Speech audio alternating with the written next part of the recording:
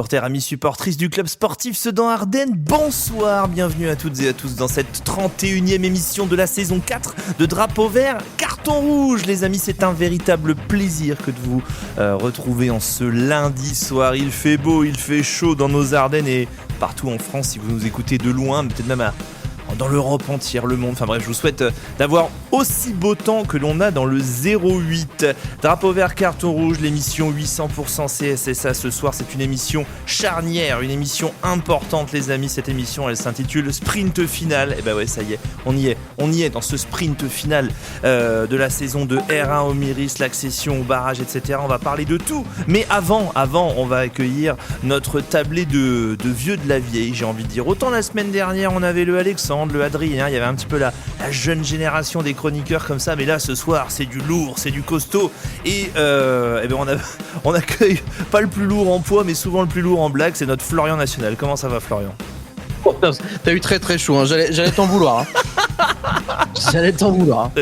Mais ça va. Bon, non, je me suis dit sur les blagues on peut attaquer un peu, mais pas sur le. Oui, non mais pas la bouffe. J'accepte la critique, mon cœur est ouvert, pas de problème. Ah oui, d'accord, tu fais des thérapies comme ça, toi. Bon, il y en a un autre qui est relou avec sa minute fétiche dans la Dugoguès. Enfin, en tout cas, relou pour, je sais pas. En tout cas, c'est une tradition qui semble être bien appréciée des supporters. Mais avec son râle comme ça, il arrive à rallier des centaines de supporters sur un la iconique. Monsieur Mr Donald, comment allez-vous? Ça va très bien. À la forme à tout le monde, bonjour. Est-ce que la Neuville en Tournafuit a gagné ce week-end, Donald? On nous pose la question. La Neuville n'a pas perdu puisque n'a pas joué. On est éliminé de toutes les coupes depuis longtemps, nous, donc comme ça c'est réglé. Même de la coupe de cheveux, impeccable. Bon, ça a été facile. Et voilà. En parlant de coupe de cheveux, notre ami Romain est de retour. Romain, comment ça va? Moi ça va, la coupe de cheveux va bien, tout va bien. Romain, il en a tellement pris sur les blagues de la coupe de cheveux que ça lui passe largement au-dessus. Lui aussi est de retour après avoir eu des moments à se qualifier dans le final du Dudul Quiz. On la retrouvera tout à l'heure d'ailleurs. Depuis Paris, c'est notre Julien National qui est de retour. Comment il va, Julien? Bonsoir à tous, ça me fait très plaisir d'être de retour et de pouvoir parler du CSSA. Mais ça fait un bail, sans déconner. Ça fait combien de semaines que t'es pas venu dans l'émission? Ah, j'ai loupé 2 émissions. Ouais, et encore, la première, j'étais là pour le Dudul Quiz. Ah oui, c'est vrai. Mais tu vois, regarde, Florian me disait cette semaine, soit il revient lundi soir, soit j'arrête l'émission. Florian, tu vois, tu vas pouvoir continuer à être avec nous. Ah non mais heureusement, parce que là j'étais à 2 doigts de la dépression. Ah non mais je suis là, il n'y a pas de souci, et jusqu'à la fin de la saison. Super, on en est ravis. Les amis, soyez les bienvenus, vous êtes déjà plus de 100 à nous avoir rejoints sur ce live, soyez les bienvenus. Installez-vous bien confortablement, on est parti pour une heure d'infos, d'actu autour du CSSA et au sommaire de ce DVCR 4.31. On va commencer comme d'habitude par quelques petites infos. On retrouvera l'ami Benoît derrière pour sa minute du district et les résultats de la D1, 3 brasseurs. Et puis ensuite on attaquera dans le vif du sujet de ce sprint final, puisque on va discuter du calendrier du CSSA. On va vous expliquer en long, en large, en travers, en diagonale et bien profondément comment fonctionnent ces fameux barrages auxquels le CSSA prétend dans quelques semaines. On fera également un point sur l'effectif. Vous verrez qu'il y a beaucoup de joueurs qui vont revenir de blessures, des joueurs qui vont refaire, on l'espère, leur apparition dans le groupe au fur et à mesure des semaines suivantes. Bref, pas mal de cartouches éventuelles pour le CSSA dans les prochaines semaines. Et puis ensuite, on va enregistrer une petite capsule temporelle. Je vais demander à Florian, à Romain, à Donald et à Julien de me dire ce qu'il va se passer sur cette fin de saison y compris avec les barrages. Je vais leur demander de me donner des détails. Ils vont me dire les scores, ils vont me dire ce qui s'est passé de notable. On va enregistrer tout ça, bien évidemment. Et puis dans notre émission bilan de fin d'année, je pense qu'il y aura maille à rire, puisqu'on va se repasser tout ça et on verra qui connaît le football, qui avait anticipé quoi, et je pense que ça va donner quelques bons moments. Voilà messieurs pour le programme de ce DVCR 4.31. Florian, il y avait un dernier appel aux auditeurs pour notre dernier item, c'est le téléphone vert et rouge, c'est pour encourager les d'année, laisser des messages vocaux. Tout à fait, si vous souhaitez laisser un petit vocal auprès des joueurs ou même réagir à ce qu'on dit pendant l'émission ou tout simplement faire passer un message, vous nous envoyez un message sur WhatsApp 06 76 14 55 57. Je répète, 06 76 14 55 57. C'est valable tous les jours, toute la semaine, 24 heures sur 24. Et on vous lit et on vous écoute. Et si c'est intéressant, eh bien, on vous passe à l'antenne, tout simplement. Et c'est gratuit, il faut le dire, parce que tu sais, il y a des fois on se dit ouais, 50 centimes d'euros hors taxe la minute, machin. Non, c'est gratuit, c'est un numéro WhatsApp comme Monsieur Tout le Monde Florian et Monsieur Tout le Monde au final. Donc voilà, il fallait qu'on fasse un numéro de téléphone comme Monsieur Tout le Monde. Voilà pour ce DVCR 4.31 les amis. On y va, c'est parti pour les petites infos de Thibaut.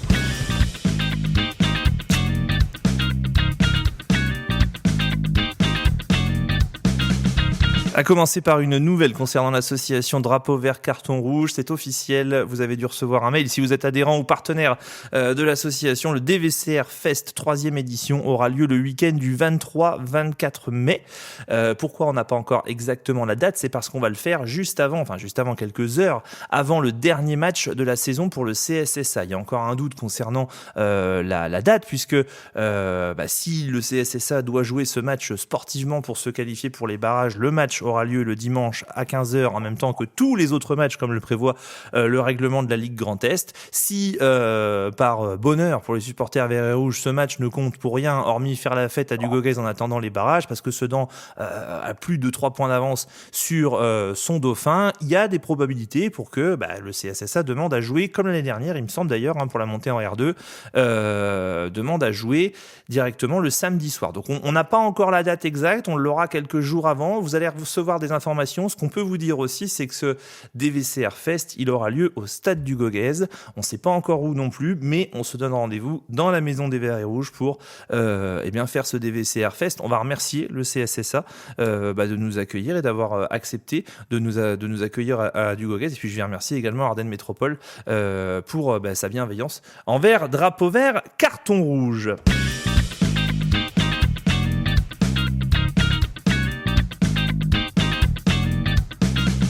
Allez, je le disais la semaine dernière en préambule de DVCR, il y avait pas mal de matchs, un enchaînement de matchs au Stade Albo ce week-end pour les équipes jeunes. Je vous donne les résultats. Les U18 R2 se sont imposés 3-0 face à Bertrange TS 38.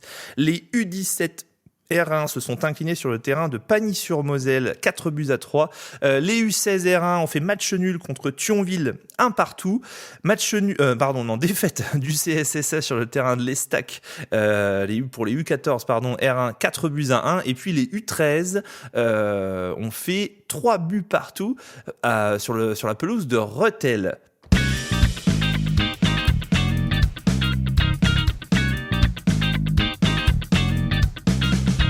Concernant le CSSA, vous avez, si vous suivez la page Club Sportif Sedan Ardennes, page officielle, il y a deux choses qu'il fallait voir cette semaine. Bien évidemment, il y a cette petite vidéo hyper sympa. Je ne sais pas si vous avez vu les gars entre Yanis Kenchoul et Sam Balam, qui est le plus chambreur, qui est le plus rigolo, qui est le plus machin. Ça fait un moment absolument délicieux entre les deux joueurs. Je savais personnellement qu'Yanis Kenchoul était un trublion et quelqu'un d'hyper sympa. Sam Balam, on le connaissait un petit peu moins forcément. Il était un petit peu moins là aussi dans les équipes avec ses ennuis de blessures, etc.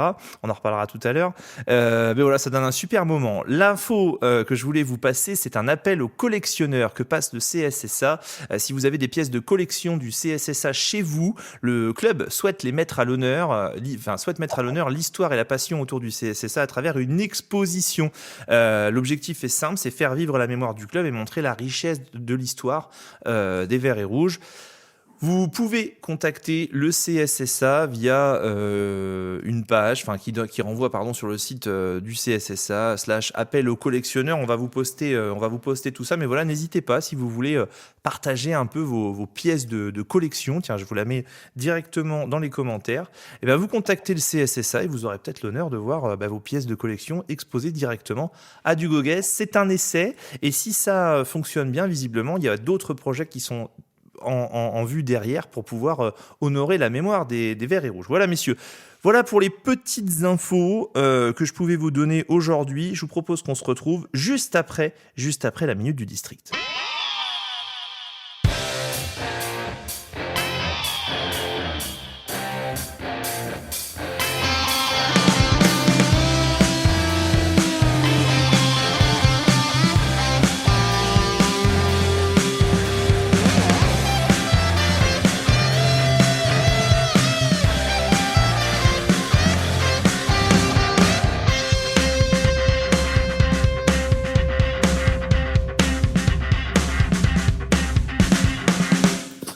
tous les amis de Drapeau Vert Carton Rouge, c'est Benoît de la Minute du District. Et ce week-end n'était pas week-end comme les autres, vous avez pu le constater, c'était place à la coupe. Et il y a eu aussi des matchs en retard de championnat pour les équipes qui n'étaient plus concernées par les coupes ardennaises. Et tiens, on va faire notre petit point hebdomadaire sur la D1 avec un match en retard qui a eu lieu, la belle victoire de Liersigny 6-1 face à l'AMC. Les fait revenir sur le podium, tandis que son adversaire du jour, malheureusement, s'éloigne un tout petit peu plus du maintien.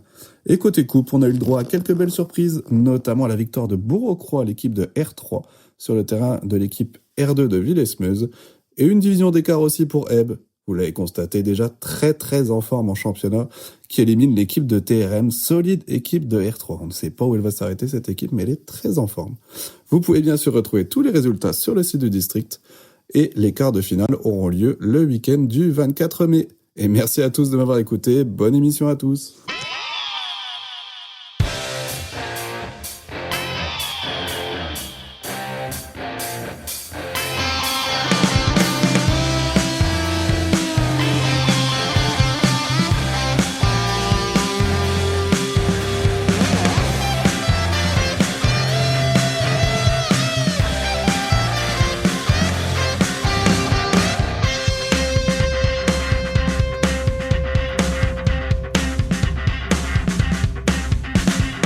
Merci Benoît pour cette petite mise au point autour de la D1.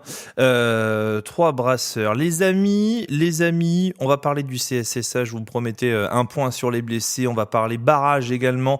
C'est parti pour parler foot, pour parler vert et rouge. On va commencer par évoquer les calendriers de toutes ces équipes. Copain Vincent de l'avenir vert et rouge qui gagnera avec un but de plus que l'adversaire. Cap Vert qui a été un petit état large du Cameroun. Bonne touche dans les 22 adverses. Londres a la volonté de faire forteresse. Ça fait 3 bizarres. DVCR 4.31, sprint final. Et oui, les amis, il reste 4 matchs. 4 matchs dans cette saison qu'on peut qualifier de saison régulière pour le CSSA. 2 déplacements, 2 matchs à domicile. Dans l'ordre, déplacement à Saint-Méziéry, réception de Pagny-sur-Moselle, déplacement à Épernay et une dernière journée face à Étanges-Grande. Avant de demander à nos fidèles chroniqueurs ce qu'ils pensent de cette fin de saison, quels seront les enjeux pour eux et de s'exprimer un petit peu librement, vous pouvez le faire vous aussi d'ailleurs sur les commentaires ou au 0 676 145 557, vous n'hésitez pas. Je vais replacer un petit peu le contexte.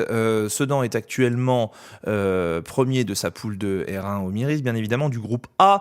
Je rappelle que Nancy s'est qualifiée la semaine dernière et Nancy, la réserve de l'AS Nancy-Lorraine, est championne de son groupe, donc participera au barrage. Sedan n'y est pas encore, il reste 4 matchs. On possède 4 points d'avance sur Épernay avec autant de matchs, ça y est, toutes les équipes sont à 22 matchs joués. 6 points d'avance, je dis n'importe quoi. 6 points d'avance sur Épernay, c'est quand même pas négligeable, 2 points de plus. 6 points d'avance, 7 points d'avance sur Cormontreuil et 10 points d'avance sur Pagny-sur-Moselle. Sedan est bien évidemment la meilleure défense de son groupe et une des meilleures défenses en France. Je sais plus, il y avait une stat il y a quelques jours là par rapport au nombre de buts encaissés par les Sedanais. Messieurs, petit tour de table. Florian avait l'air d'être chaud sur la question. Quels sont les enjeux ? Comment vous psychologiquement, j'ai envie de dire, si on peut dire ça, vous abordez cette fin de saison et ces 4 derniers matchs ? Florian, t'es dans quel état d'esprit ? Je suis très excité, j'allais dire, par cette fin de saison. J'ai hâte de voir les matchs les uns après les autres et surtout, évidemment, cette confrontation avec Épernay chez eux. Je pense vraiment qu'on va avoir une fin de saison haletante. J'espère avec un peu de suspense, mais pas trop, parce que sinon mon petit cœur ne tiendrait pas. mais non, j'ai vraiment hâte. Et puis oui, tu as raison, on est, si je dis pas de bêtises, Sedan est la meilleure défense, tout championnat de régional 1 confondu en France, il me semble. C'est beau. Ou à égalité, mais en tout cas, il n'y a pas une équipe qui fait mieux que 8 buts encaissés, si je dis pas de bêtises. Beaucoup d'excitation. Romain, toi, tu es plutôt mesuré en ordre général depuis qu'on fait des VCR et puis depuis qu'on se connaît d'ailleurs. Comment tu abordes cette fin de saison, toi ? Tu te dis que il reste quand même pas mal de matchs. Tu les abordes comment ? 6 points d'avance, est-ce que c'est un matelas suffisant pour toi ? Comment tu abordes tout ça ? Ouais, alors après, on pourrait penser que les 6 points d'avance, c'est un matelas confortable, sauf que c'est vrai que dans les 4 matchs, on joue encore Épernay, et que celui-là, forcément, si tu perds, la différence particulière, t'es derrière eux. Donc voilà, il faut assurer le coup pour notamment sur les 2 prochains matchs pour pas griller de joker et puis, voilà, arriver à Épernay avec le joker. Si tu arrives avec les 6 points à Épernay, il te restera entre guillemets, même si tu perds, un point à prendre sur le dernier match où il suffit de pas perdre à Épernay. Donc voilà, il faut déjà gagner les deux points. Il y a quand même une donnée à prendre en compte, messieurs, c'est le calendrier des autres équipes. Je savais qu'on allait parler d'Épernay, j'avais préparé ma tirade. Épernay a un calendrier extrêmement compliqué sur les 4 derniers matchs. Alors, dans le dernier match, il joue Fanières. Bon, je manque pas de respect à Fanières en disant que la saison est très compliquée et que c'est pas le match qu'on va retenir sur les 4. Par contre, ce week-end, Thionville-Épernay. Le week-end prochain, Amnéville-Épernay. On se souvient comment Sedan a galéré pour aller à Amnéville et aller gagner à Amnéville. Et derrière, il y aura Épernay-Sedan. C'est quand même pas. Et du côté de Cormontreuil, c'est, j'allais dire, beaucoup plus léger. Hein, pas dire ça parce que c'est manquer de respect aux autres équipes, mais c'est un peu plus fluide. Il y a plus d'équipes de milieu de tableau. Mais Roma Épernay a quand même pas un calendrier facile non plus, quoi. Ouais, c'est ça. La différence, elle peut se faire sur ce week-end, puisque a priori Saint-Mézières, alors même si ça avait été compliqué à domicile, je pense qu'on peut gagner ce match-là et espérer qu'Épernay se fasse accrocher dès ce week-end. Ouais. Donald, vu de la tribune, vu du cœur vert et rouge, comment tu vois cette fin de saison, toi? Moi, je pense que ça va être beaucoup moins compliqué que prévu d'être titré. Pour moi, le titre de champion de R1, c'est possible que Épernay tienne pas le coup. J'ai pas trop d'inquiétude par rapport à ça. Pour moi, quand on va aller à Épernay, limite, ce sera déjà joué. Ce sera un match amical, tu vois. Ah, tu penses que ça peut être joué dans les 2 prochaines journées, toi? Ouais, je vois bien Épernay lâcher les 2 prochains matchs, un match nul, voire 2, et Sedan gagner pendant ce temps-là, et du coup se retrouver champion avant l'heure. D'accord. Et que ce soit une formalité d'aller jouer là-bas. Par contre, je suis toujours aussi inquiet, moi, c'est pour les matchs de barrage, donc je sais pas si on en parle tout de suite ou après. Ah, on en parlera après, parce qu'on va vous donner, voilà. j'ai le règlement, j'ai tout ce qu'il faut, on va vous donner toutes les infos sur le barrage juste après, et comme ça nous permettra de nous projeter sur l'intégralité de la fin de saison. Juste avant, Julien, qui voit ça d'un œil un peu plus journalistique, lui, qui prend toujours un peu de recul par rapport aux performances, etc. Comment tu vois cette fin de saison, toi, pour les Sedanais, et surtout ces 4 derniers matchs là de R1? Moi, je suis plutôt confiant. Je pense vraiment que Sedan sera titré avant d'aller à Épernay, un peu comme Donald. Donc maintenant, c'est de savoir, on peut pas être titré dès ce week-end, mais ça peut être fait le week-end d'après. Et je pense vraiment qu'on aura au moins 7 points d'avance en allant sur le terrain d'Épernay, que ce match servira surtout à tester la potentielle équipe titulaire qui disputera les barrages. En fait, il faudra prendre les 2 derniers matchs comme des matchs un peu de préparation en vue des matchs de barrage. Donc peut-être tester les affinités. On sait qu'il y a eu beaucoup de turnover en attaque, donc peut-être voir qui sont les plus complémentaires sur cette partie-là du terrain. En tout cas, moi, je vois ces 2 derniers matchs comme ça, et un gros morceau comme Épernay nous permettra de vraiment bien se tester. Il y a Tony sur le live qui nous dit, paradoxalement, celui qui m'inquiète le plus de match, c'est celui de dimanche à Saint-Mézières, avec ce très long déplacement. C'est vrai qu'il y a plus de 2h40 de route depuis Sedan, on en a un peu moins en partant du Sud-Ardennes. Avec ce très long déplacement, ne pas le gagner pourrait être catastrophique, car ça mettrait une pression supplémentaire à l'aube du sprint final. Ouais, avec 6 points d'avance, moi je dirais que ça remettrait un peu de pression. Maintenant, est-ce que justement, on a aussi des joueurs d'expérience à l'intérieur de cet effectif qui ont eu l'habitude de jouer des matchs chauds et à haute intensité. On y reviendra tout à l'heure, mais il y a quand même pas mal de retours au niveau du groupe. Alors il y a des gens qui sont en réathlétisation, etc. J'y reviendrai. Moi, je suis étonné, messieurs, et agréablement surpris de l'optimisme ambiant. Alors, vous me direz, avec 6 points d'avance, effectivement, il faut l'être. On nous a reproché parfois d'être dur avec les joueurs et avec l'équipe. Finalement, ça va, Florian, tranquille, quoi. Ça va y aller, ils vont faire le job, on a confiance, on y va, quoi.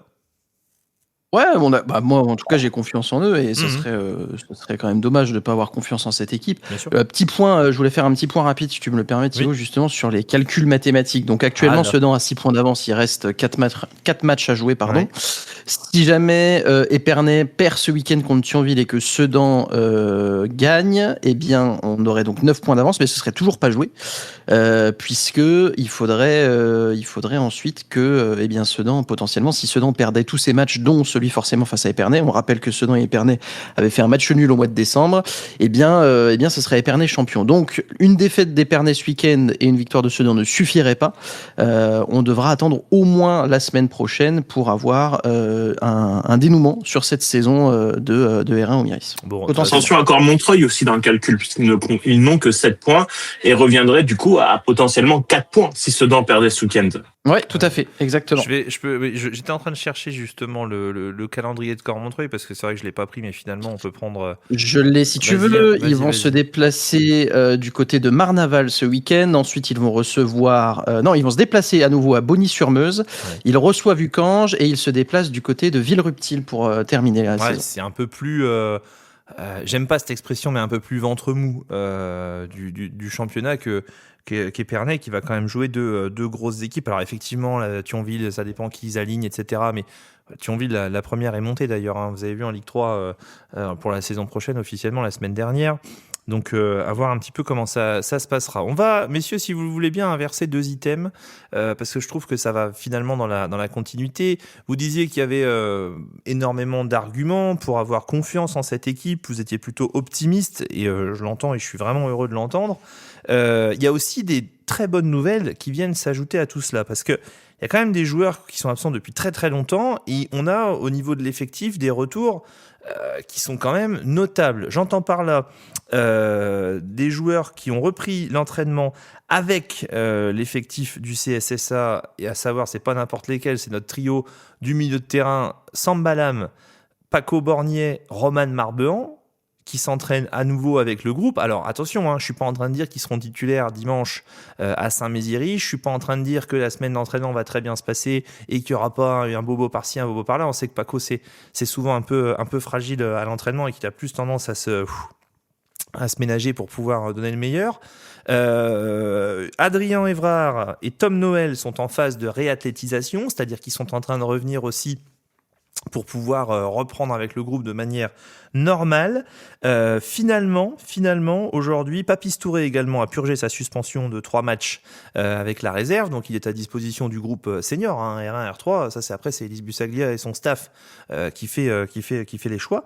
Les seules mauvaises nouvelles pour ce week-end, pour le moment, à l'heure actuelle, c'est Mathis Dubois qui est encore blessé, et c'est Alexandre Leroy qui est blessé également, et on parle plus d'une fin de saison pour Alex Leroy, qui va se faire opérer d'une pubalgie. Je lui souhaite à titre personnel un très bon rétablissement, lui dire que j'ai hâte de le revoir sur les terrains, parce que en plus d'être un mec super sympa, c'est un excellent joueur de foot, et je souhaite de tout cœur le revoir le plus rapidement possible, et sous le maillot sedanais, sur son côté gauche, à faire des sillons le long de la ligne de touche. Messieurs, est-ce que finalement, après les arguments, je l'avais fait un peu exprès, Donald Roma, je vais vous demander si les retours de Sambalam, Roman Marbehan et Paco Bornier, c'est pas la cerise qui fait déborder le vase, si vous voyez ce que je veux dire. Non, on voit pas. La cerise sur le gâteau, la cerise sur le gâteau, ou la goutte d'eau qui fait déborder le vase. Oh, vache, il comprend vite, il comprend vite, mais il faut lui expliquer longtemps quand même.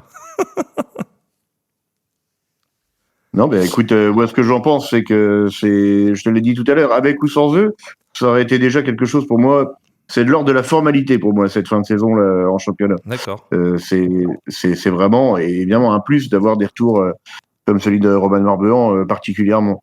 Mais c'est pas ça le plus important. Le plus important, c'est les barrages. Ok. Roma, tu même veine, ou plutôt content de revoir des milieux? Enfin, je veux dire, Roman Marbehan, c'est pas n'importe qui quand même, quoi. L'année dernière, il a été absent une partie de la saison de R2, on l'a senti, quoi. Ouais, c'est ça. Après, je suis quand même assez d'accord avec Donald. Après, je me dis sur les matchs qui vont venir quand même, ça va faire du bien le retour des cadres entre guillemets parce que voilà, on peut imaginer qu'ils vont pas être titulaires et qu'ils vont pas enchaîner 90 minutes tout de suite. Mais par contre, peut-être sur les fins de match où il va falloir peut-être verrouiller un peu, fermer et puis garder les scores. Ça va faire du bien quand une demi-heure de la fin, sur les premiers matchs, tu vas pouvoir faire rentrer Marbeux, Paco, enfin, etc. Donc c'est plutôt bien.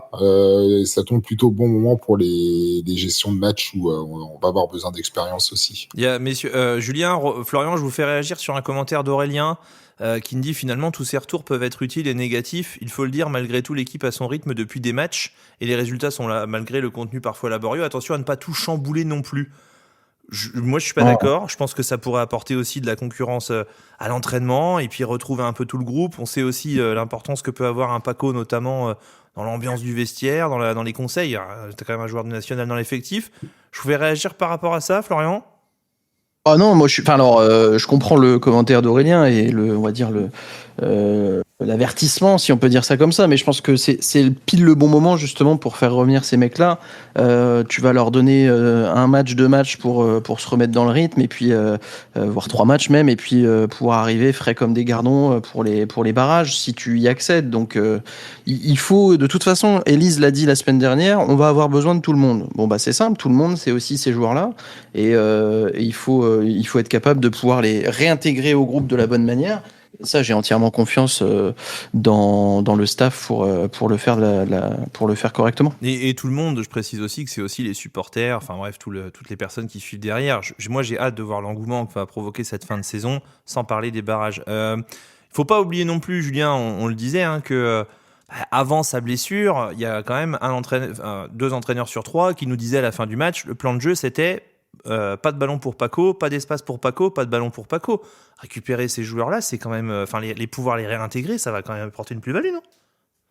Mais Paco Marbehan, je pense que c'était vraiment l'axe central de Sedan sur la première partie de saison, ouais. Ce qui a fait qu'on a dominé tant de matchs et qui a fait aussi qu'on a galéré en janvier-février quand notamment Marbehan était absent. Donc leur retour, oui, on va pas se priver. Ça va être une montée en puissance sur les 4 derniers matchs de championnat pour qu'ils soient prêts pour les barrages. Ouais, je trouve que c'est une super nouvelle et en plus pouvoir s'entraîner avec du monde, ça veut dire de la qualité, encore plus de qualité aux entraînements. Je pense que quand tu t'entraînes face à un gars comme Roman Marbehan à l'entraînement, tu peux pas être à 50% ouais. Si lui il est en forme. Tu vois ce que je veux dire. Si t'es attaquant ou si t'es 10 comme Yanis Kenchoul et que tu t'entraînes face à Paco et Marbeux à l'entraînement, à un moment donné, on dit toujours qu'on joue comme on s'entraîne. Donc je pense que ça peut aussi. Pour moi, c'est la vraie bonne nouvelle de ce début de ce printemps là renaissant. C'est le retour de ces joueurs, y compris Sambalam d'ailleurs, qui avait fait une montée en puissance, Florian, non ? Ouais, c'est ce que j'allais dire. Un profil comme Marbeux, c'est quand même. J'ai l'impression qu'on n'en est pas d'autres, tu vois. C'est vraiment Marbeux, c'est un mort de faim, il va sur tous les ballons. C'est un vrai chien entre guillemets, mais dans le bon sens du terme avec les ballons. Et il te faut un profil comme ça. C'est un mec qui te dégoûte un milieu de terrain à vitesse grand V. Donc moi j'ai vraiment très très hâte aussi de revoir Paco et Marbeux surtout aussi dans le schéma tactique parce que il a un profil qui est ultra important pour ce niveau-là. Donc, je résume pour les personnes qui prennent l'émission maintenant ou qui mettent le podcast à ce moment-là. Hormis Alexandre Leroy et Mathis Dubois, tout le monde est soit en phase de réathlétisation, c'est-à-dire à quelques jours ou quelques semaines, petites semaines, de réintégrer le groupe, ou alors tout le monde s'entraîne et tout le groupe s'entraîne ensemble. On a hâte, moi j'ai hâte de voir également ce que le staff va décider de faire, qui le staff va décider de prendre, parce que t'as beau avoir 20, 25, 30 joueurs de très bonne qualité, vendredi soir, il y en aura 14 qui seront prévus, enfin une quinzaine en général connaissant ou 16, mais il y en aura 14 sur la feuille dimanche pour pouvoir aller défier et aller jouer à Saint-Méziéry. En parlant de Saint-Méziéry, les amis, avant de parler des barrages et de vous expliquer un petit peu tout ce qui va se passer, je vois qu'il y a beaucoup de questions dans les commentaires, ça va venir, vous inquiétez pas, on va faire le point. Saint-Méziéry, je vous donne quelques infos. Tarif d'entrée, 5 €. Le parking sera à l'extérieur du stade et sur le terrain annexe, situé en face du terrain principal. Donc le match aura lieu sur la pelouse, sur le stade de Saint-Méziéry. Il y a un gradin visiblement, mais il n'y a pas de siège. Enfin bref, ça va être bucolique, et nous chez DVCR on adore ce genre de choses, surtout quand il fait beau, et j'espère qu'il fera beau. Buvette et restauration sur place bien évidemment, le paiement par carte bancaire sera accepté, l'accès au stade se fera 1 heure avant le coup d'envoi, c'est-à-dire à 14h, vous pourrez avoir accès au stade, ça sert à rien d'arriver à 10h30, ou alors vous pourrez aller peut-être manger dans le centre-ville de Troyes par exemple. Florian doit avoir une paire de bonnes adresses dans le centre-ville de Troyes, et puis il conseille d'arriver plutôt vers 14h30 pour profiter de l'expérience un maximum. Je remercie le président de Saint-Mézières avec qui j'ai passé quelques minutes au téléphone sur les derniers jours, de nous informer de tout ça. Il nous a dit qu'on serait accueillis avec grand plaisir. L'adresse du stade, le stade Hubert Clercy à Saint-Mémin, 10 280 pour vos GPS, les amis, pour ce match de Saint-Mézières. Donc 5 € l'entrée, l'ouverture du stade 1 heure avant le début du match, pas avant. C'est vrai qu'il y a des fois ça ouvre 1h30, 2 heures avant, donc arriver pour 14h15, 14h20, 14h30, ce sera déjà largement suffisant. Et puis sprint final, il faut y aller, il faut commencer.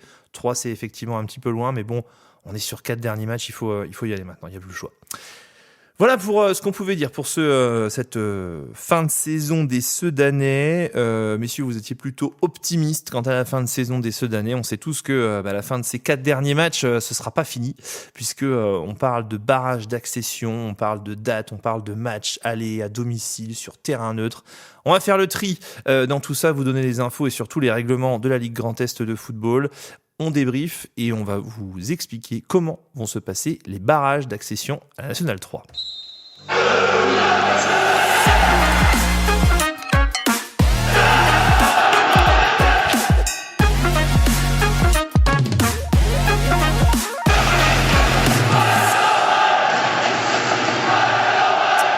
Les fameux barrages d'accession à la Nationale 3. Alors oui, je dis Nationale 3 parce que j'ai vu dans la semaine que comme il y avait la création de la Ligue 3, on allait appeler ça N1, N2. Écoutez, pour l'instant et en début de saison, on parlait de barrage d'accession à la N3.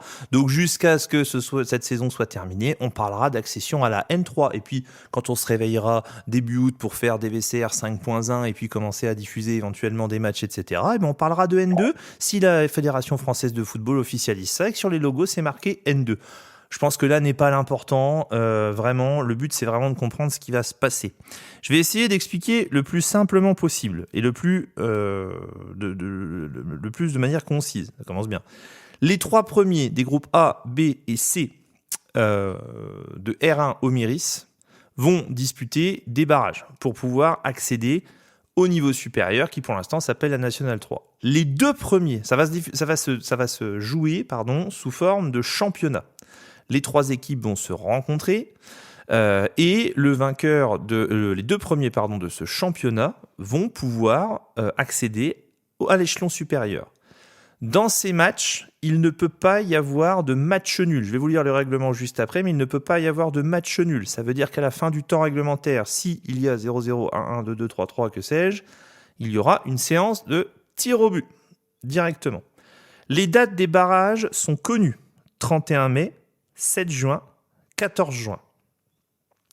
Maintenant, on va passer sur le règlement, directement, parce que il n'y a rien de tel que le règlement pour pouvoir faire les choses. Accession, rétrogradation, maintien. Article 3, 3.1, accession. Les 2 équipes accédant en National 3 seront prioritairement les équipes éligibles à l'accession ayant terminé leur championnat de Régional 1 à la meilleure position au classement en fin de saison de leur poule.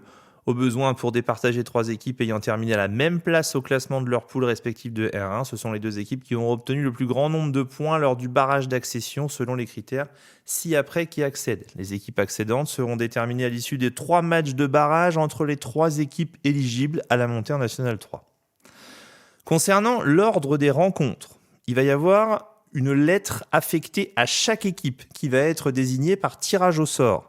Ce tirage au sort, on l'a partagé ce matin sur Drapeau vert carton rouge. Il sera retransmis mercredi à midi sur les réseaux de la Ligue Grand Est de football. Donc mercredi à midi, il va y avoir un tirage au sort où on va attribuer une lettre à chaque premier des poules. Bien évidemment, pour l'instant, on ne sait pas si Sedan sera premier. Bon, on sait que Nancy sera premier. Nancy va se voir attribuer une lettre. Le premier du groupe C va se voir attribuer une lettre. Et le premier du groupe A, qui est le groupe de Sedan, va se voir attribuer une lettre. En l'occurrence, si on arrête les championnats maintenant, on attribuera une lettre à Sedan, une lettre à la réserve de l'AS Nancy-Lorraine et une lettre à, il me semble que c'est APM Metz, oui c'est ça, à APM Metz. Le premier match verra s'opposer l'équipe A contre l'équipe B. Donc on ne sait pas si le premier match aura lieu à domicile ou pas, tout dépend de la lettre qu'on nous a attribuée. Et tout est fait derrière en fonction de cette attribution de lettre. C'est pour ça que le tirage au sort de mercredi, il va nous en dire beaucoup plus et qu'on va pouvoir après regarder un petit peu. Premier match, A contre B. Deuxième match, C contre A ou B contre C.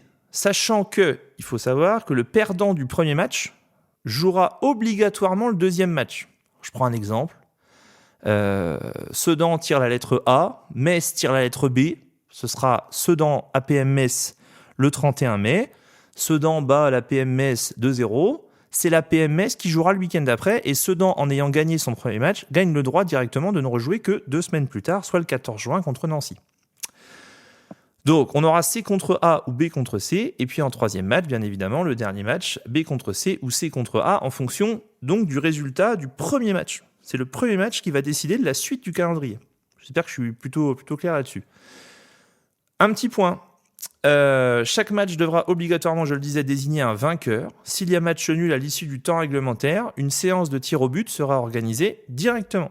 Victoire à l'issue du temps réglementaire ou au tir au but, 3 points dans le championnat à 3 équipes. Défaite, 0 points. Match perdu par pénalité ou par forfait, moins 1 point. Au classement, les équipes accédantes seront les équipes qui auront obtenu le plus grand nombre de points. Donc les 2 équipes qui auront obtenu le plus grand nombre de points en cas d'égalité de points entre des clubs à départager. Ça, c'est important aussi parce que on peut très bien imaginer que Sedan batte Metz, que Metz batte Nancy et que Nancy batte Sedan. Vous voyez ce que je veux dire ? Alors, c'est des exemples, encore une fois, ils ne sont pas qualifiés. En cas d'égalité de points, il est tenu compte de la différence entre les buts marqués et les buts concédés, y compris les buts comptabilisés à la suite d'un forfait ou d'un match perdu par pénalité. Donc il faudra aussi prendre tout ça en compte. Tout ce qui a été marqué, concédé, c'est l'équipe qui en aura encaissé le plus ou encaissé le moins. En cas d'égalité, il est tenu compte du plus grand nombre de buts marqués lors des matchs de barrage. En cas d'égalité, etc., etc. Après, ça descend. Je rentre pas dans les détails du fin fond. Voilà pour ce qui est des barrages. Donc je rappelle ce qu'il faut retenir. Les dates, 31 mai, 7 juin, 14 juin, ça va s'enchaîner. Il y aura bien évidemment 3 équipes, les premiers de chaque poule, un match par week-end. Et pour déterminer l'ordre des matchs, qui reçoit qui, comment, une lettre attribuée par tirage au sort qui aura lieu mercredi midi. Et ensuite, le premier match, ce sera A contre B. Et l'issue de ce match-là va décider de la suite à donner. C'est-à-dire que le perdant du premier match va obligatoirement rejouer la semaine d'après. Messieurs, est-ce que vous avez des questions ou des remarques par rapport à tout ça ou des précisions ? Oui, chef. Vas-y, Julien. Est-ce que le troisième match peut ne pas être joué si les 2 équipes sont déjà qualifiées ? Imaginons que le perdant du premier match perd le deuxième. Au final, il n'y a pas besoin de disputer le troisième. Non, je pense que tu vas au bout quoi qu'il arrive, puisque de toute façon, il y a 2 équipes qui montent. Ok. Oui, non, mais du coup, les 2 derniers. Il a raison, Julien. Si jamais t'as... Ben oui, voilà. Je l'ai pas. Si jamais tu joues le premier match, oui. Tu le perds. Oui. Du coup, tu joues le deuxième match. Tu le perds. Bah, t'es sûr d'être troisième dans parce que t'auras perdu au classement final. Il y a rien de dit là-dedans. Moi, je pense que ça se jouera quand même. Enfin, il y a un moment donné, il y aura peut-être aussi, il y aura besoin de mettre le classement à jour complètement. Je pense qu'on se fiche pas littéralement des 2 qui montent dans quel ordre. Tu vois, il y a peut-être quelque chose aussi derrière. Après, je pense que le vainqueur sera aussi sacré champion de R1, tout groupe confondu, tu vois. Donc non, il y a rien de dit là-dessus. En tout cas, il y a aucun point de règlement qui dit que le dernier match tu le joues pas. Ça m'étonnerait quand même que les équipes et l'équipe recevante pour la billetterie que ça va faire et pour les buvettes ne veuillent pas organiser ce match parce que je pense que ça va déplacer du monde si ça se passe comme ça à Metz, à Nancy et à Sedan. Il y a un point de règlement qu'il faut prendre en compte, messieurs aussi, mais alors avec des pincettes. C'est que il est prévu dans les règlements qu'il doit y avoir au moins 2 divisions d'écart entre une équipe première et sa réserve. Alors vous me direz, pour le moment ça ne nous regarde pas à Sedan, R1, R3, mais apparemment Nancy, qui est pas très bien en Ligue 2, si jamais Nancy venait à descendre en fin de saison en Ligue 3, ne pourrait pas avoir, avec les règlements actuels, une réserve en N3. Ah oui. Donc, mais attention, parce qu'avec la réforme des championnats, l'apparition de la Ligue 3, ça va afficher un beau bazar quand même. Donc je me demande si cet été il y aura pas des réaménagements, des machins, etc. Vous voyez ce que je veux dire? Ça c'est à prendre avec des pincettes. On a entendu parler, effectivement, je l'ai vu inscrit, comme quoi il pouvait pas y avoir 2 divisions d'écart. Enfin, il devait au moins y avoir 2 divisions d'écart dans les réserves sur les championnats nationaux. Mais bon, c'est à prendre avec des pincettes parce que je pense que le fait que la Ligue 3 va arriver, etc., ça va chambouler pas mal de choses. On n'est pas à l'abri qu'il y ait des réinterprétations de règlements cet été, ou en tout cas des adaptations. Concernant le classement de l'AS Nancy-Lorraine, pour le moment, bon, ils sont où Nancy? Ils sont 15e. Un point de retard, un point d'avance sur le premier non relégable. Donc on va voir un petit peu comment ça se déroule, sachant que le 16e en Ligue 2 est barragiste aussi pour pas descendre, ou alors il descend complètement? Je sais plus, Non, c'est il y a un barrage c'est des contre potentiellement Fleury-Mérogis. Fleury qu'on connaît bien. C'est des barrages aussi, donc voilà. Mais ça c'est pas factuel. C'est voilà, on a vu 2 points, pardon. règle. Ils ont 2 points d'avance. 2 Excuse-moi. points. Ça c'est pas factuel. J'ai vu le point de règlement personnellement.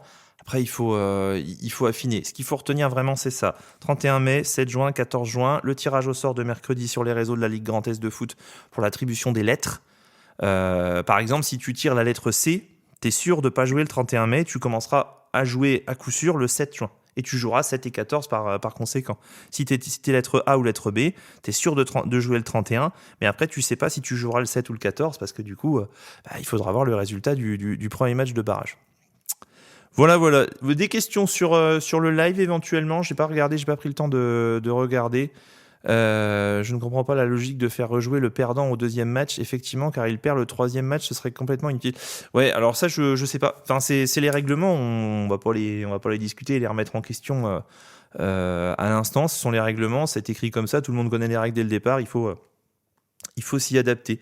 Messieurs, maintenant que j'ai donné tout ce qui va bien, qu'on a un petit peu débattu de la fin de championnat, je vais vous demander des scénarios, un scénario chacun, avec quelques détails, des petites choses. On va enregistrer tout ça, comme capsule temporelle. Et puis, je vous le dis, à la dernière émission de la saison, on réécoutera tranquillement ce que vous nous avez prédit et ce que vous nous avez dit qu'il allait se passer. Donc, je veux savoir un petit peu comment va se passer la fin de saison du CSSA, là, depuis le déplacement à Saint-Mézières jusqu'à éventuellement la montée en N3, et puis on écoutera tout ça. Florian, je te donne la parole en premier. Je veux savoir comment tu vois et comment tu vas vivre cette fin de saison du CSSA. Eh bien, c'est très simple. Sedan va... 1 minute? Ouais. Oh, ça va, j'ai le temps. T'as 1 minute. Non, très simple. Sedan va accéder en National 3 et l'ensemble des clubs de National 3, National 2 et National et Ligue 2 vont déposer le bilan et Sedan sera promu en Ligue 1 à partir de la saison prochaine. D'accord. Voilà. Super. Merci. Okay. Non, je rigole, c'est bon. Ouais, non, drôle. j'ai confiance en ce groupe et je pense sincèrement que le club va enchaîner 4 victoires consécutives. Et en barrage, écoute, je vois un match nul contre Nancy et je vois une victoire contre le concurrent du groupe B, donc soit Shilty Game, soit mais ce la sera PMS. qui? Ce sera Shilty Game ou la PMS? Donne-moi des détails un peu là. Ce sera probablement la PMS. Je pense que ce sera probablement la PMS. Et je pense que Sedan va fêter son accession en National 3 à domicile après une victoire sur le second match face à la PMS. Voilà. Ok, d'accord. Donald, qu'est-ce qui va se passer sur les 6 derniers matchs du coup, 4, enfin si tu vois barrage et accession? Déjà, nous, on va déjà gagner les 2 prochains qui arrivent. Et puis, pendant ce temps-là, Épernay va concéder un match nul, ce qui fait qu'à Épernay, ce sera un match amical. Et à Saint-Mézières, on va gagner combien? Ah oui. On va gagner en épuisant l'adversaire, comme d'habitude. Donc, de 1 ou 2 buts, on va gagner à partir de la 60e. D'accord. Ok. Voilà. Après ça, on va juste faire de petits matchs amicaux pour se mettre en jambes. Ouais. On va se rendre compte que les équipes des autres groupes étaient quand même bien compliquées. On va perdre le premier match. Comme ça, on va garder le gros suspense pour premier match qui se passera pour où, le du deuxième coup match. Premier match qui se passera où contre qui? Où on va gagner. Et le Attends, parce que moi j'ai dit une folie, je me suis fait allumer sur le live, il y a Mélanie qui a dit mais il a rien compris, il n'y a pas de match nul. C'est vrai que j'ai dit qu'il y aurait un match nul. Il peut pas y avoir de match nul. Donald, le premier match, on va le perdre contre qui et où? Eh ben ça, je ne sais pas le tirage au sort. Peu importe l'adversaire, je pense qu'on va perdre le premier. Je vous demande de me faire un Que ce scénario bâti sur sur des suppositions pour que quand on écoute dans Bah 6 oui, mais moi, semaines, on se dise dans ce cas-là, je te redirai mercredi après tirage. Et non. Une fois que je connaîtrai l'adversaire, le premier adversaire de Sedan, c'est tout. Je te dis que quel qu'il soit Nancy ou qu'il soit la PMS, le premier match, on va le perdre. Et que du coup, on sera obligé de gagner le second pour se qualifier, mais on va le gagner dans le suspense total. Ouais. Voilà mon scénario. Moi, vous mouillez pas. Avant de passer Julien et Roma, je vais vous faire mon scénario. Moi, je pense qu'on va prendre un but sur les 4 derniers matchs. Je pense qu'on va gagner les 4 derniers matchs. Et je pense que Paco va marquer sur les 4 derniers matchs. Je pense que ce sera feu d'artifice contre Étanges Grande, relâchement. Il y aura un vrai truc. Et je pense qu'on ira gagner avec autorité à Épernay. Je pense que c'est là qu'on encaissera d'ailleurs ce but. Mais on ira gagner 3-1 là-bas pour pouvoir... il y aura une belle fête d'ailleurs à la fin. Ensuite, au niveau du barrage, je pense qu'on va battre la PMS à Metz sur le premier match, où on n'encaissera pas de but. On va s'imposer 2-0 là-bas, avec un but de Daoud Agaï dans les dernières minutes. Et ensuite, ce sera la fête à Dugoguez pour recevoir l'AS Nancy-Lorraine B. Et à la fin de ce match, on dira « Ah ouais, effectivement, on a parlé de Nancy pendant des semaines et des semaines et des semaines et des semaines. Et en fait, le CSSA est là avec tout ça. » Voilà. Et je pense qu'on ne perdra plus, ni ne fera de match nul d'ici jusqu'à la fin de la saison. Julien, on t'écoute. Ouais, alors moi j'ai déjà le scénario. En gros, sur les 4 prochains matchs, on gère plutôt bien. Sauf que sur le dernier match, on a une blessure. Ah là là. En défense centrale. Oh non. On a 1 ou 2 blessés. Du coup, ça se présente mal pour les barrages. Et là, Elise Bussaglia appelle Axel Villiers. Malheureusement, on joue en 2e et 3e. Donc, on perd le premier match au penalty. On fait 0-0, on domine, mais ça veut pas. Ça veut pas et on perd 6 tirs au but à 5 sur une glissade de Boli. Bref, sur le dernier penalty, ça veut pas. À Sedan et ou à du coup, là, il y a 10 000 personnes à Dugoguez. Wow, dernier match. Énorme. Vraiment, tout le monde est rempli. 10 000 personnes à Dugoguez, 15 000 personnes sur le live des VCR. Je suis au stade, je commente avec Thibaut. Là, on est à fond. 89e minute, 0-0, corner pour Sedan. Et là, je vous laisse deviner qui met la tête. Axel Villiers. Victoire de Sedan, on monte en N3. Oh, Voilà, incroyable. Vous pouvez le noter. Sedan, tout le monde, les fumigènes, feux d'artifice, pique à 30 000 personnes sur le live des VCR YouTube, 40 000 personnes sur Facebook. Voilà, Charleville-Mézières complet sur le live, on est bon. Je sais pas. Et je pense que je suis partagé entre j'ai envie de vivre ça, mais je sais pas si je vais y survivre. Tu vois ce que je veux dire? Ça donne envie d'y être. Hein. Le pic de rendez-vous cardiologue le lundi matin. Par contre, ça, on est bon. Mais ouais, je pense. Voilà. Après, c'est un petit scénario. Honnêtement, je pense que c'est hyper réaliste. Oui. Donc, on est pas mal. C'est très réaliste, ouais. Et pourquoi pas? Bon, Romain, envoie-nous du rêve un peu. Comment tu vois cette fin de saison, toi? Romain, il va se déchaîner, tu vas voir. Je suis sûr qu'il va nous lâcher des perles aussi. Bah non, mais quand tu veux que je passe après ça. C'est dur de passer après Julien. Non, après, moi, je pense vraiment qu'on va gagner les 2 prochains et que Épernay va gagner les 2 prochains et qu'on va déjà aller faire un beau match nul 2-2 là-bas. Un beau 2-2 à Épernay dans un match maîtrisé où on prendra le deuxième vraiment à la fin et voilà, juste parce qu'on était relâché du match. Et après, les barrages, c'est hyper compliqué. J'imagine un premier match à l'extérieur où on ferait nul, mais avec victoire au penalty. Mmh. Et puis un deuxième match à domicile où ce serait la folie parce que oui, effectivement, là, tu peux t'attendre à 10 000 personnes qui poussent. Et je sais pas, un match dingue avec des dingueries tout le long du match, l'enjeu, des poteaux, des barres, des machins, et puis une espèce de délivrance en fin de match, quoi. Donc j'aimerais bien que ça se passe comme ça, ouais, effectivement. Ouais, le petit 2-2 à Épernay, ouais, j'aime bien ton scénario. Je pense qu'il me préserverait un peu plus que celui de Julien. Mais ouais, ok, d'accord. Bon, messieurs, c'est fait, c'est dit. Je garde ça et promis, lors de la dernière émission, l'émission bilan, alors je sais pas quand elle aura lieu parce que les barrages, on le rappelle, c'est 31, 7 et 14, donc on peut très bien imaginer une émission bilan aux alentours du 20, je pense, 20 juin, 21 juin ou 22 juin peut-être. On se ressortira ça pour écouter les perles. Tiens, il y a une question qui nous dit,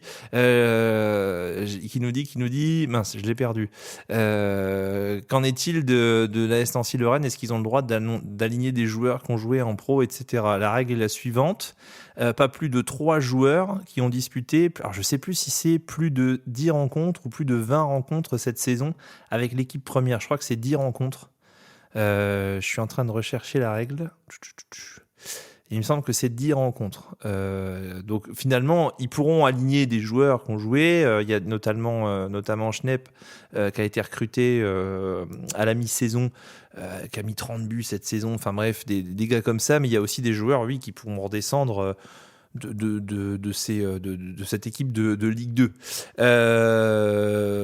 Stéphane qui nous dit 30 000 au stade, on les met où? On a dit 30 000 sur DVCR, Stéphane, il faut monter le poste de la radio. Il y a Fifi qui nous dit je préfère la vision de Thibaut. Ouais, effectivement, je pense que... Mais moi j'y crois, hein. Je crois fermement au fait que Sedan peut faire fermer des bouches sur cette fin de saison et monter en régime et je crois aussi, messieurs, que ce qu'on a vu à Fagnières peut être le début de quelque chose de vraiment sympa. Alors oui, effectivement, c'était Fagnières, il n'y avait pas de gardien, ça a fait 9-0. Mais j'ai vu les joueurs prendre du plaisir et ça reste du foot. Ça reste du plaisir avant tout et ça fait vraiment du bien de les avoir vus comme ça. Moi, j'ai hâte d'être à Saint-Nazaire. Je regrette de ne pas avoir participé au débat la semaine dernière d'ailleurs. Oh là là. Pourquoi? Pas parce que j'étais tous d'accord pour encenser.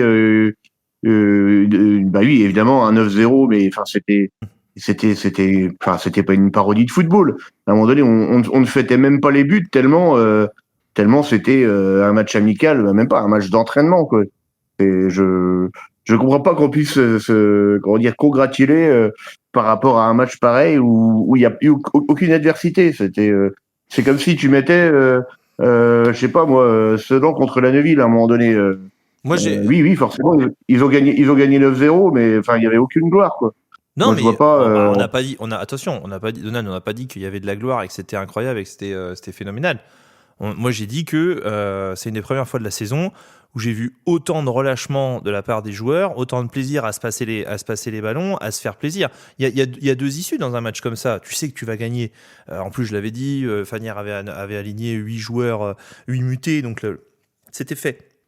Mais il y a deux façons de penser dans ces matchs-là. Il y a deux issues. La première, c'est soit tu penses qu'à toi, tu penses à mettre le maximum de buts et tu oublies le mec qui est à ta gauche quand tu mets des buts PES.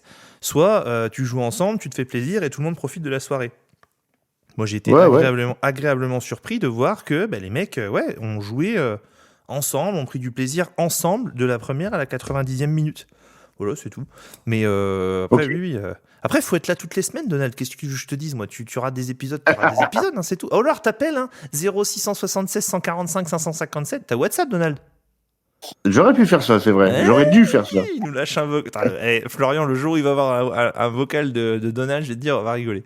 Bon, messieurs, on garde tout ça. Florian, est-ce qu'on a des petits messages vocaux de la part de supporters pour encourager les joueurs pendant cette fin de saison? Pas de messages vocaux, mais un petit message de Anne de Villejuif, Anne Nanou, qui nous dit bravo à toute l'équipe, c'est toujours un plaisir de vous voir vous surpasser sur le terrain, les efforts de chaque joueur, organisateurs et supporters font toute la différence, tout est possible, croyez en vous, rêvez en vert et rouge et n'abandonnez jamais, bonne chance à tous pour la fin de saison, on vous soutient. Merci beaucoup pour ton message. Et puis oui, laissez-nous vos scénarios, les amis, si vous le souhaitez en vocal. Ah bah moi j'ai envie d'entendre les scénarios. Je vois Martin notamment qui nous fait des petits scénarios depuis tout à l'heure là sur le chat. Envoyez-nous tout ça, les amis. 06 76 14 55 57. On attend vos réactions. Bah ouais. Il faut aussi rêver un peu. C'est le propre du football. Bien évidemment qu'on sait que c'est pas fait, que on l'a expliqué avant, mais peut se permettre de rêver un peu et puis de plaisanter autour de ça aussi. Ça reste du sport, même si l'enjeu pour le CSSA, on le connaît tous, hein, bien évidemment. Bon, les amis, voilà ce qu'on pouvait dire sur le CSSA, l'effectif. On a parlé du championnat, on vous a donné les règlements des barrages et la manière dont ça allait se passer. Vous n'hésitez pas, hein, si vous en parlez, que vous avez un débat avec quelqu'un dans la semaine ou dans les prochaines semaines, vous l'envoyez vers DVCR 4.31. Le podcast est disponible sur les plateformes nationales de streaming. en permanence, il n'y aura pas de débat, il n'y aura que du factuel. Du factuel maintenant avec cette fin de mois et puis cette finale du Dudul Quiz, finale 100% féminine. On accueille dans quelques instants Mélanie et Violaine pour tenter de remporter une nuit pour deux dans les suites Mana. C'est parti pour le Dudul Quiz. Dudul Quiz. Dudul Quiz. Dudul Quiz. C'est le Dudul Quiz. Et juste avant, je voulais juste rajouter qu'on aura le plaisir de retrouver Monsieur Depierreux à l'arbitrage principal de ce Saint-Méziéry CSSA, arbitre qu'on croise régulièrement avec grand plaisir et qui vient nous, DVCR, nous voir de temps à autre pour un petit mot au moins et nous saluer en début de match. C'est toujours un plaisir d'avoir Monsieur Depierreux comme premier arbitre. Plaisir également d'accueillir Mélanie et Violaine sur le live. Mesdames, est-ce que vous m'entendez ?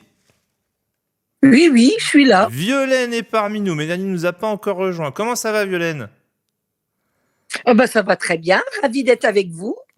Plaisir complètement partagé, bien sûr. Complètement partagé. Bon, Violaine, est-ce que Julien fait le pressing pour récupérer la nuit dans les suites Mana si jamais vous gagnez ce soir ? Non, il dit rien. Et il est même pas là. Je suis toute seule. Non, faut pas lui dire. C'est pas pour toi. C'est pour moi. Je vais en profiter parce qu'en plus, les suites Mana, il faut le voir. Il faut le voir pour le croire. C'est quand même une super expérience, Florian. Il y a des très très beaux appartements place du Cal. Ah oui, mais c'est pour moi. Oui, il n'y a pas de souci.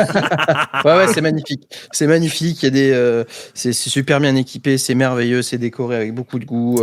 C'est des grands espaces, magnifique vue sur la place du Cal. Enfin, vraiment, c'est top. On a que des bons retours. Bon, Donald, en attendant Mélanie, est-ce que tu peux nous expliquer un petit peu comment les filles vont jouer ce soir ? Parce que nous, on joue pas.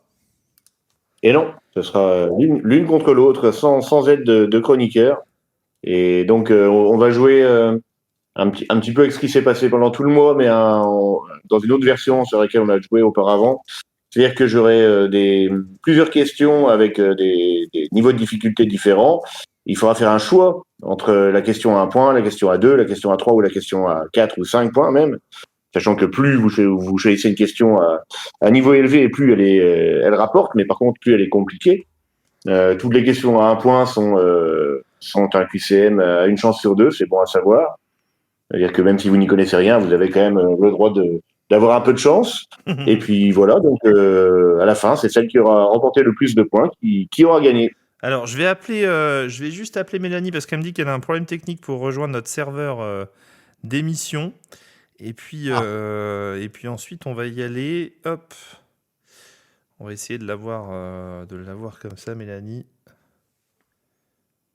Hop, oui. Impeccable. Tu nous entends, Mélanie ? Oui, c'est bon. Impeccable. Ouais, Mélanie n'arrivait pas à se connecter à Discord. Il y a des problèmes de liaison en Belgique ? C'est un truc pour le moment. Je vais vous écouter une fois sur 2, c'est une horreur.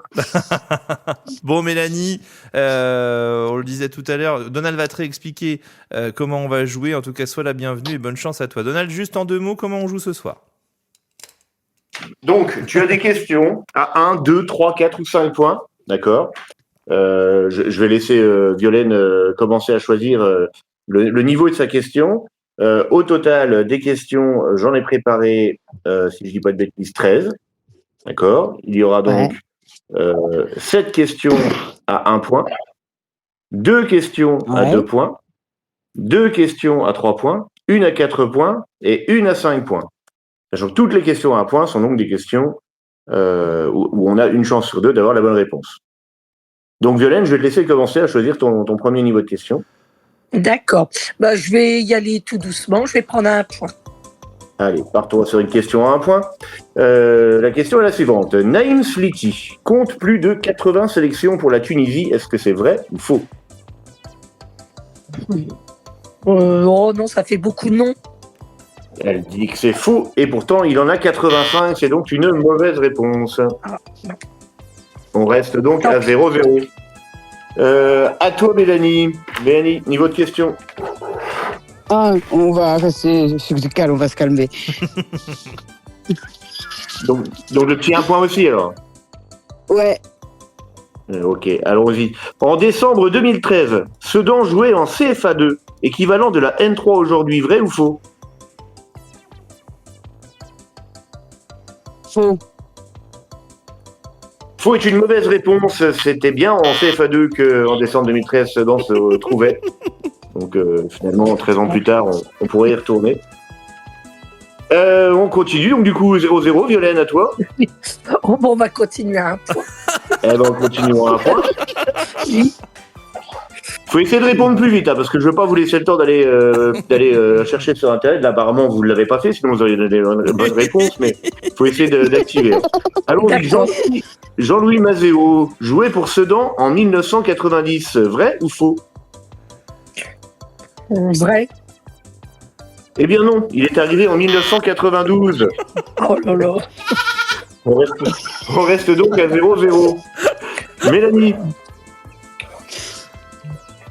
Et tant qu'à faire de 2 points, allez, soyons fous. Allez, oh la vache. Allez, on part direct sur une question à 2 points. Qui est le meilleur buteur actuel du groupe de Régional 1 dans lequel évolue Sedan cette saison? Ah, c'est du titre. Tom du titre. Effectivement, c'est Tom du titre avec 17 buts. Ça fait 2 points pour Mélanie. Mélanie qui prend la tête 2-0. Violaine. Oui. Un autre niveau de question? Je vais essayer à 2 points pour. Allez, pour essayer d'égaliser. Allons-y. Combien de buts a encaissé Sedan en championnat cette saison au total? On l'a dit dans l'émission, Violaine. Eh oui. Oui. 8. 8 est la bonne réponse, et ça fait une égalisation de partout. Bien joué. Et finalement, c'était une question très facile, mais je savais pas que Thibaut allait balancer toutes les infos dans l'émission. C'est-à-dire que je vois que les auditeurs écoutent plus que les chroniqueurs, donc c'est plutôt gratifiant. Ouais, oui. Alors du coup, on est à 2 partout. On repart avec Mélanie. Alors, on repart sur du 1 point. Et on repart sur du 1 point. Alors, Mélanie, Koro Koné compte au moins une sélection en équipe nationale de Côte d'Ivoire. Est-ce que c'est vrai ou faux? Vrai? Eh bien non, c'était faux. On reste donc à 2 partout. Violaine, il reste 3 questions à 1 point, 2 à 3, 1 à 4 et 1 à 5. Je vais continuer sur 1 point. Alors allons-y. Marcus Mokake jouait pour Sedan en 2010. Vrai ou faux? Marcus. Oui. Marcus Mokake, évidemment, jouait toujours pour Sedan parce qu'il est resté jusqu'en 2011 et ça fait donc 3-2. Bon. Bon, alors on repart avec Mélanie. Que fais-tu? 3 points. 3 points pour Mélanie, attention, on ne rigole plus. Quel milieu défensif international marocain a disputé 24 matchs avec Sedan lors de la saison 2012-2013? Je l'ai. Oh putain. Pardon. Non, c'est pas lui. C'est pas lui. J'en sais rien. C'est la saison où j'étais pas là. Une réponse. Personne. Bon, j'ai considéré que c'est trop tard. Van Buyten. Oui, marocain. Non, il s'agissait de Jamel Aït Benidir. Jamel Aït Benidir, ouais. Ça commence à être plus difficile quand on monte à 3 points. Oui. Que fait Violaine? Je vais prendre 2 points. Il n'y en a plus. Maintenant, c'est 1, 3, 4 ou 5. 1 alors. 1 point, Violaine qui assure. Yeni Nbakoto compte au moins 10 sélections en République démocratique du Congo. Vrai ou faux? Non. Il me faut une réponse.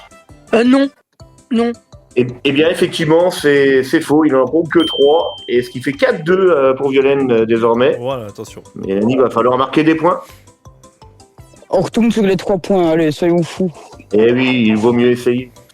Quel défenseur franco-algérien formé à Monaco a disputé 16 rencontres avec Sedan en 2008-2009?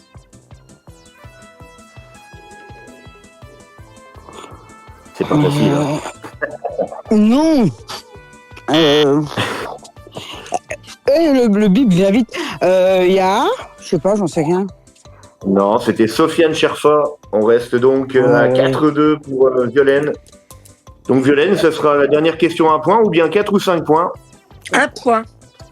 Un point, elle tente d'assurer. Et donc, qui a encaissé le plus de buts? Est-ce que ce sont les 6 premiers du championnat actuel, réunis, ou Fanir tout seul? Vous pouvez répéter? Eh bien non, c'est Fanir tout seul. C'est Bah Fanir- attends, c'est Fanir- j'ai pas entendu. Elle a dit Est-ce que Ah, j'ai cru qu'elle avait dit les 6 premiers clubs réunis. Non, elle a dit vous pouvez J'ai répéter. pas entendu la question. De toute manière, ça ne change rien puisque Ah pour bon. gagner,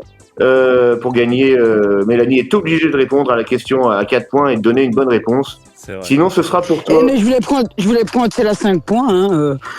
Je suis pas une petite Ah, tu veux joueuse. celle à 5 points? Je peux te donner celle à 5 points hein, si vraiment t'es. C'est la 5 points, c'est quel joueur ce d'année? Point. Alors, tu veux vraiment tenter la 5 points? Tu fais la fofolle jusqu'au bout? C'est quoi? J'arrête la musique. Allez, toi. Ouais, que je me Attends. concentre un peu. Elle joue avec panache. Allons-y alors. Quel milieu international néo-zélandais a effectué 6 matchs seulement avec Sedan Ah, oui. lors de la saison 2014-2015? Putain, je l'ai. Ah, vache. Mélanie? Elle est partie en Nouvelle-Zélande, je Et, crois. et non, mais franchement, il n'y a pas des joueurs belges qui sont passés par Sedan. Vous pouvez me poser des questions. Que je connais la Bon. réponse. C'était donc Chris James qui était venu à Sedan faire quelques apparitions. Ouais. Et c'est une victoire de Violaine. Bravo! Oh, bah, Violaine. super. Bah, je suis bien contente. Merci. Violaine, vous remportez. Je tutoie tous les auditeurs, mais Violaine, c'est la maman de Julien, alors du coup, Ah ben, un peu de respect. ça change rien. Vous pouvez me tutoyer. Violaine, tu remportes une nuit pour 2 dans les suites Mana, notre partenaire du Dudul Quiz. Mélanie, un lot de consolation, Ouais. une bière au prochain match. C'est dimanche le prochain match. Je m'y engage personnellement en tant que président de Drapeau Vert Carton Rouge, je m'occuperai du lot de consolation. Tu choisiras soit une bière de la part du président, soit une chanson de la part d'Alexandre.